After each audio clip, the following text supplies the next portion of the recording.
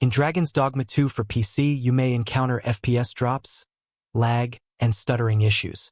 Here are advanced solutions to address these problems. Change Graphics API. Switch to the Vulkan renderer if your graphics card supports it for potential performance improvements.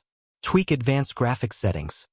Adjust settings like shadow quality, anti-aliasing, and ambient occlusion to optimize performance. Adjust texture filtering and processor affinity. Reduce texture filtering and tweak processor affinity settings in Task Manager for better performance. Modify configuration files. PC edit game configuration files cautiously to fine-tune performance, but be aware of the risks and always keep backups. Consider overclocking. PC for experienced users with proper cooling. Overclocking CPU or GPU can boost performance, but it carries risks. Explore advanced driver settings. PC check graphics card control panel settings for options like texture filtering and multi-threading optimization. Verify system requirements.